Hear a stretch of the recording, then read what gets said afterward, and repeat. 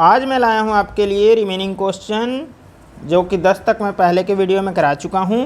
तो इस वीडियो में 11 से क्वेश्चन नंबर 16 तक मैथ का मैं कराऊंगा, जो कि बीपीएससी टीआरई 3.0 के लिए बहुत इंपॉर्टेंट है। और इस वीडियो में मैं ये भी बताऊंगा कि ऑप्शन से क्वेश्चन कैसे सोल्व करते हैं। बिना क्वेश्चन को सोल्व किए ऑप्शन देख के ही आप बना सकते हैं, ठीक है। तो जैसे देखिए क्वेश्चन नंबर 11 है कि for what value of k the system of equation x minus k y equal to 2 and 3x plus 2y equal to -5, ठीक है, has a unique solution. Hindi medium वाले भी देख सकते हैं कि कह रहा है कि के किस मान के लिए समीकरण निकाय दिस का एक अनूठा हल है। अब आपको पता है कि यूनिक सॉल्यूशन के लिए एक चीज़ होता है कि अगर कोई ax plus by plus c equal to 0, इस तरह का लीनियर इक्वेशन का फॉर्म होता है। मैं यहाँ पे a1 लगाता हूँ, यहाँ पे b1 लगाता हूँ, यहाँ पे c1 कर देता हूँ। उसी तरह a2x plus b2y plus c2 equal to 0। तो यूनिक सॉल्यूशन एक हल के लिए a1 बाई a2 नहीं होना चाहिए बराबर b1 बाई b2 के। तो यहाँ पर अगर आप देखेंगे तो a1 मतलब 1, a2 मतलब 3, तो 1 by 3 should not be equal to b1 मतलब माइनस के और बाई 2, तो माइनस के मतलब के जो है नहीं इक्वल होना चाहिए -2/3 के, ठीक है। तो फॉर व्हाट वैल्यू ऑफ के, अब बच्चे गलती क्या करते हैं, -2/3 देखे यहाँ टिक कर दे, जबकि आपको समझना चाहिए कि के का वैल्यू -2/3 नहीं होना चाहिए और यहाँ पर दे रखा होना चाहिए।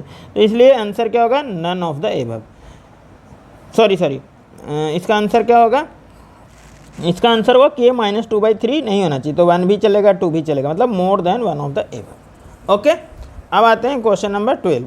The radius of a circle is 14 centimetre and the area of A sector is 102.7 centimetre square. The central angle of the sector, sector कहते हैं किसको हैं, ये सर्कल का एक पार्ट होता है जिसको हम लोग सेक्टर कहते हैं। इस एंगल को हम लोग बोलते हैं सेंट्रल एंगल थीटा, ठीक है। अब ये कुछ भी हो सकता है। इसका फार्मूला क्या होता है, जैसे पूरा सर्कल का एरिया का जो फार्मूला होता है, एरिया ऑफ सर्कल, वो होता है πr², ठीक है। और सेक्टर का होता है θ/360 इंटू πr²। तो यहाँ पर हम चलते हैं, ठीक है, इसमें तो हम कैलकुलेट करेंगे, ठीक है। रेडियस 102.7 है, 14 सेंटीमीटर है, तो θ/360 इंटू πr² जो है, ये क्वेश्चन नंबर कौन सा था, 12, ठीक है। ये किसके इक्वल होना चाहिए, 12 ही था ना जी, एक मिनट देख लेता हूँ, कई बार गलती भी हो जाती है, ठीक है। तो इक्वल टू 102.7 सेंटीमीटर स्क्वायर दे रखा है। अब हमें क्या करना है कि हम चाहें तो 22/7 ले सकते हैं, 3.14 ले सकते हैं। To make it simple, θ/360 equal to 102.7 और πr² क्योंकि यहाँ पे मल्टीप्लाई में है तो इधर जाके हो जाएगा डिवाइड में, तो ये हो जाएगा πr² मतलब 22/7 r²। कितना दे रखा है, तो r² आपको दे रखा है, r² कितना है देखिए, r² होगा 14, ठीक है। तो 14 इंटू 14। अब इसको कटम पिटम खेलेंगे। ये भी करने की ज़रूरत नहीं है आपको, बहुत ज़्यादा कटम पिटम करने से भी खेल बिगड़ सकता है। तो जितना कटे 7 दूना 14। और जब आप इसको लगभग पूरा कैलकुलेट नहीं करना है, हमें बस ये याद होना चाहिए कि अगर ये 60/360 होगा तो 1/6 होगा, 45/360 होगा तो क्या होगा, ठीक है। तो 8×40 800 को 32, 1/8 होगा, ठीक है। 90/360 होगा। तो जब एक्यूरेट आपको वैल्यू कैलकुलेट नहीं करना, आप जब इसको कैलकुलेट करोगे तो आप ये देखोगे 102.7 44 इंटू 14, 44 से जब हम इसको डिवाइड करेंगे तो अप्रॉक्स ये आएगा 2 पॉइंट समथिंग, ठीक है। और 2 पॉइंट समथिंग को, ठीक है, 14 से डिवाइड करेंगे तो 1/6 के अप्रॉक्स आएगा। तो इस तरह से आपको कैलकुलेशन करना है, जिसमें आपको पूरा कैलकुलेशन नहीं करना, आपको बस एक अंदाज के अनुसार कैलकुलेशन करना है। तो 1/6 के अराउंड आ रहा है, 1/6 के अराउंड जब आ रहा है, इसका मतलब क्या हुआ कि ये थीटा जो है ये 60/360 कुछ बनेगा, ठीक है, और 1/6 तभी आएगा, ठीक है। तो थीटा कितना आ जाएगा यहाँ से, 60 डिग्री सेंट्रल एंगल। तो ये क्वेश्चन नंबर 12 कैलकुलेटिव था, लेकिन इसको कैलकुलेट नहीं करना है, वो मैंने आपको बता दिया। तो इसका आंसर बी हो जाएगा। अब क्वेश्चन नंबर 13 है, what is the compound interest for rupees this for 9 month when the rate of interest is this. इसमें बहुत सिंपल फार्मूला लगाना है, a = p into 1 plus R by 100 की पावर n। लेकिन इसमें आप एक चीज़ गौर कीजिए कि यहाँ पर 9 मंथ दे रखा है, यहाँ पर क्वार्टरली हिंदी में चलते हैं, हिंदी में बहुत अच्छा से लिखा रहता है। देखिए तिमाही मतलब हर 3 माह पर, तो हर 1 साल में कितना होगा, 1 साल में आपका हो जाएगा 4 तिमाही। ठीक है, ओके। 9 महीने के लिए निकालना है, मतलब 9 महीने के लिए निकालना है तो 3 तिमाही। अगर ऐसे नहीं समझ आ रहा है तो एक तरीका और है। देखिए ये कहता है कि क्वेश्चन नंबर 13 में कि जब अगर क्वार्टरली हो तो रेट ऑफ इंटरेस्ट को, क्योंकि 1 ईयर में 4 क्वार्टर होते हैं, तो आपको करना क्या है कि रेट को डिवाइड कर देना है, रेट जो है रेट ऑफ इंटरेस्ट, ठीक है, रेट ऑफ इंटरेस्ट उसको डिवाइड कर देना है 4 से। तो वहाँ पे दे रखा है 16, डिवाइड करेंगे 4 से तो आएगा 4। और टाइम को क्या करना है,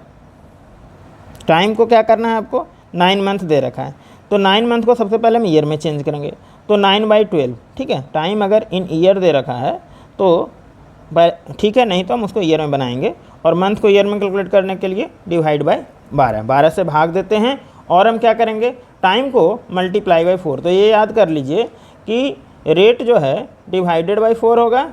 ठीक है, रेट को हम डिवाइड करेंगे 4 से और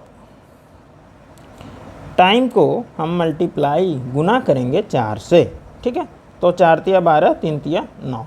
अब हमारा क्वेश्चन जो है A = P इंटू P कितना था, P हमारा जो है वो है 15,625। ठीक है, तो 15,625 इंटू 1 प्लस आर बाई 100, तो 4/100 हो गया क्योंकि 4 से हम भाग दिए थे। ठीक है, पर पावर टाइम पीरियड, एन क्या दर्शाता है, टाइम पीरियड, कितना टाइम।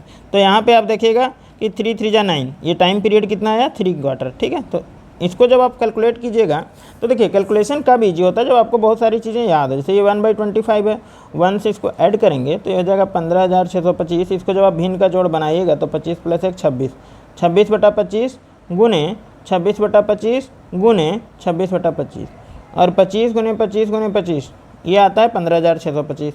इसको आप कैलकुलेट कीजिए, ये आपका अमाउंट आएगा 26 गुना 26 गुना 26। और इसको क्या करना है आपको कि ये आता है 17,576 रुपया। ठीक है, अब इस 17,576 रुपीज़ में आपको प्रिंसिपल घटा देना है कंपाउंड इंटरेस्ट के लिए। तो for compound interest CI = A minus P हम करेंगे, तो 17,576 माइनस 15,625 जब हम करेंगे तो हमारे पास जो वैल्यू आएगा वो आएगा 1951 रुपये। तो आपका 1951 रुपया कहीं पे है तो वो टिक कर देंगे हम। ठीक है, अब आते हैं क्वेश्चन नंबर 14 पे। ठीक है, एक पेज में ऐड कर लेता हूँ।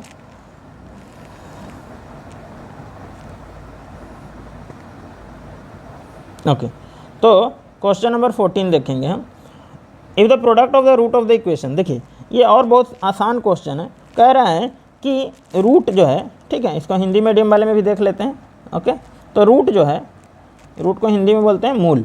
तो मूलों का गुणनफल 3 है, मतलब प्रोडक्ट ऑफ रूट जो है 3 है, तो क्या होगा। आप ध्यान से देखिए, यहाँ पे x² है, मतलब ये द्विघात समीकरण है, क्वाड्रेटिक इक्वेशन है। और इसका होता है फार्मूला अल्फ़ा प्लस बीटा, जो रूट बोलते हैं अल्फ़ा बीटा माइनस b/a, और alpha into beta c/a, where c is constant term, a जो है कोफिशिएंट ऑफ x², b जो है कोफिशिएंट ऑफ x होता है। तो हमको इससे मतलब है अल्फ़ा 3 दे रखा है, ठीक है, alpha into beta c/a, c क्या है k + 8, तो k + 8 डिवाइडेड बाय 3k हम कर देंगे यहाँ पे, और इसको हम सोल्व करेंगे। तो 3k into 3k 9k is equal to k + 8, तो k आ जाएगा आपका 8। सही क्या हूँ कैलकुलेशन, एक बार चेक कर लेंगे।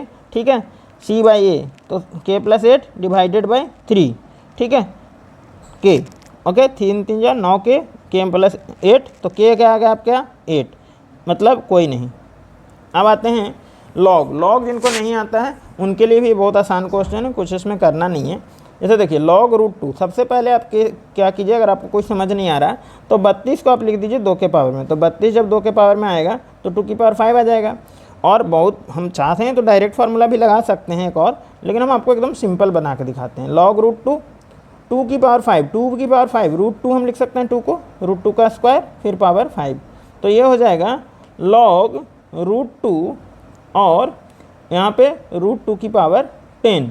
और आप देख सकते हैं कि अगर एक फार्मूला होता है कि अगर यहाँ पे बेस और ये सेम हो जाए, ठीक है, तो ये 1 के इक्वल हो जाता है और जो ऊपर ये रहता है वो सीधे नीचे आ जाता है। तो 10 यहाँ से नीचे आ जाएगा तो इक्वल टू 10, ठीक है, तो 10 आंसर हो जाएगा। कुछ लोग ऐसे ही बना सकते हैं इसको, लॉग वाले क्वेश्चन को, कि कौन सा क्वेश्चन था जी, क्वेश्चन नंबर 15।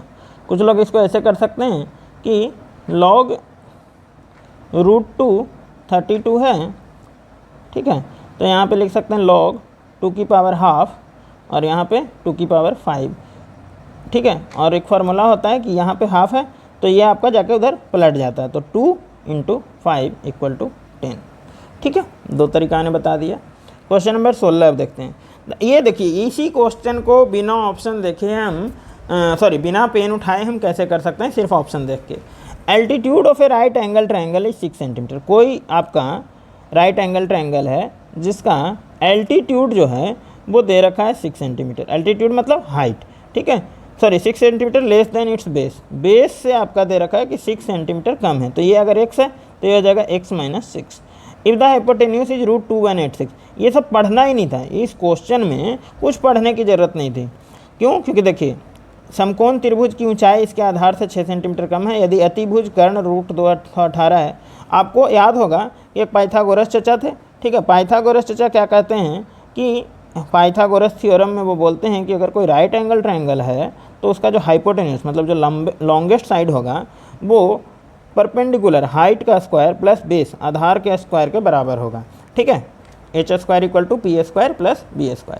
अब यहाँ पर आप देखिए क्या कोई भी ऑप्शन, जैसे देखिए कैसे करना होता है फटाफट, अगर कैलकुलेट कीजिएगा बहुत टाइम लगेगा। अब हम यहाँ पर जाते हैं तो यहाँ पर हम देखेंगे कि पहला ऑप्शन है 5 और 11। 11 का स्क्वायर 1 आएगा लास्ट में, 5 का स्क्वायर 5 आएगा लास्ट में, पूरा भी नहीं करना है। 5 + 1 6, क्या 6 है लास्ट में यूनिट डिजिट? नहीं है, तो पहला ऑप्शन हम क्या कर देंगे, कट। दूसरा 9 का स्क्वायर 81, 1 आता है, 15 का स्क्वायर फिर 5, 5 1 6 फिर कट हो गया। 10 का स्क्वायर 0, 100 मतलब यूनिट डिजिट, 16 का स्क्वायर फिर 6, फिर से हम कट कर देंगे। तो तीनों ऑप्शन नहीं है, मतलब नन ऑफ द अबव। तो इस तरह से हम ऑप्शन देख के कितना फास्ट कैलकुलेशन कर सकते हैं कई बार क्वेश्चन में, वो भी आप निकाल सकते हैं, ठीक है। Thank you for the day.